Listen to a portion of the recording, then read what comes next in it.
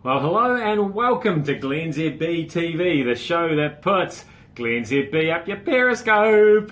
It's New Zealand to the world and bringing the world to New Zealand. This morning we start with some retro Whiz-Bangs. We've got a fireworks display coming up in Christchurch. For those of you watching around the world, we have something on the 5th of November called Guy Fawkes Night, where we remember a bloke who tried to blow up the English Houses of Parliament by letting off lots of firecrackers. He didn't try and blow up the Parliament by letting off firecrackers. I think he was using dynamite or something like that. Gunpowder. Dynamite hadn't been invented. Alright, it's all coming back to me now. Anyway, his name was Guy Fawkes, so we burn him on fires.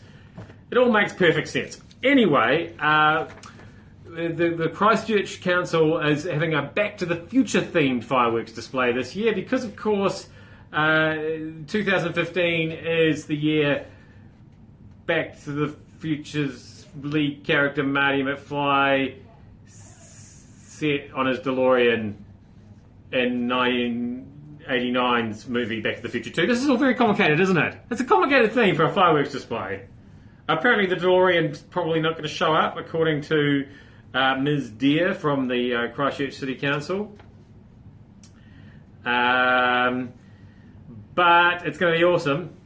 Although she does hope people will take their rubbish home and help clean up by picking up the rubbish that other people have left behind. I know, there's been many fireworks displays where I thought, oh, if only somebody had... Oh, it turns out they do have contractors who pick up the rubbish after the event, but it's dark. So that makes their job tricky, and if it's windy, some of it might blow into the water. Oh, complicated stuff. See, rest of the world? These are the weighty issues we have to deal with in New Zealand. Here's another one. We're finally getting a tree on One Tree Hill. We've got a hill here in Auckland, actually. It's called One Tree Hill. This is what it looks like at the moment. Ignore that tree. That's not the tree. And that spiky thing is also not the tree. That's a monument. I don't know why it's not called One Monument Hill. That would have made things a lot more simple. Anyway, there used to be another tree up there, which is why it was called One Tree Hill, and then somebody cut it down. And then I would have thought the obvious thing to do would be just to start calling it No Tree Hill. But they keep calling it One Tree Hill.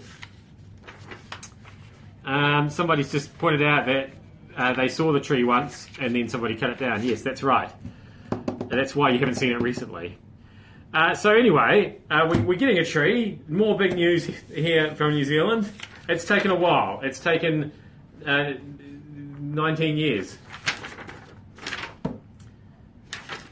Trees do take time, though, don't they? They do take time. Are they going to plant just a seed?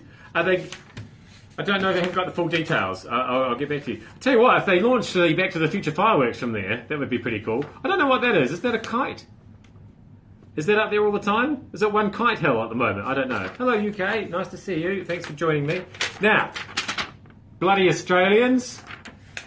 It turns out that on the night of the spill, as they call it in Australia, when they sort of overthrow the leader of their party, and they got rid of Tony Abbott, and Malcolm Turnbull got the job instead, a bunch of MPs jumped up and down on a marble table in the Parliament building somewhere and broke it. Hello, USA. Nice to see you too. I bet none of this really means anything to you either, because you can't just overthrow the president like that, like you can in Australia. But anyway, so there are bits of broken table found all over the building. People sort of took it as a momentum. I'm a memento. I'm losing momentum. So that's impressive. How do you break a marble table? Marbles, that's like a rock. So good effort, Australian MPs. But I mean, settle it down a bit. It's kind of like a Goldilocks and the Three Bears scenario, isn't it? This leader was too left-wing, and then this leader was too conservative, and then this leader's table was just right, so we danced on it and then broke it. Some angry bears coming back to those houses of Parliament. Koala bears, probably, even though they're not really bears, koala bears, they just call them that. That is koalas, not bears. I want to make that quite clear. Now, while we're in Australia, I don't know if you're aware, but there's a whole lot of Kiwi detainees. Well, they didn't start out being detainees, but they've been detained, so now they are detainees, and they don't want to come back to New Zealand because they don't know anybody here, haven't got any friends. And I've just got a few theories on why that might be. Here's some footage from 3 News last night. That's they're on Christmas Island, and they're singlet, and they're talking on the television. This bloke with no shirt's talking to the man on the television with no shirt on, and then it got worse because then one of the other guys decides he's going to take his shirt off.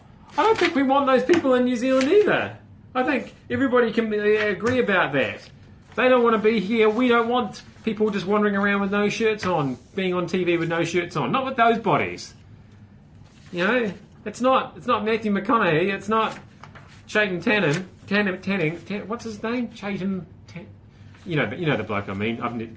Scotland should have won it, but didn't because there was a slightly dodgy penalty at the end that meant Australia won. And then Craig Gibber made things worse for himself by sprinting off the field as soon as he blew the whistle. And some people are suggesting that maybe he just needed to go to the toilet.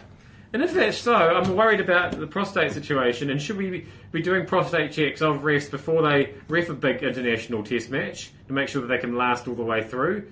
Because we don't want that being on their minds, like, oh, geez, I'm really busting. Let's get this game. No, forget the injury time. We're just going to blow that up a little bit early so I can... Yeah, I'm worried about you, Craig. Almonds. Get some almonds into you, and we'll sort that out. Anyway, that was glennzb TV for Tuesday. Thank you very much for having me up at Periscope. I'll see you back here again tomorrow. And perhaps go before I go. And then you go, and then I'll be here, and you can come back. We'll all be here.